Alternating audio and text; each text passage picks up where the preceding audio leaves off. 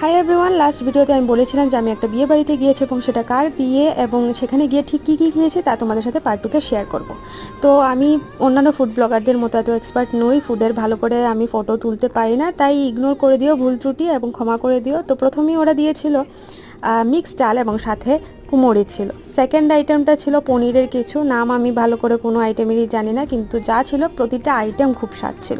তারপর আমাদের ভাষায় এটাকে ছেঁচড়া বলে, আমি জানি না তোমাদের ভাষায় কী বলে। এটা সাধারণত কাতল মাছের মাথা এবং আলু, তারপর বেগুন এগুলো দিয়ে করে। এটা আমার দারুণ স্বাদ লেগেছিল।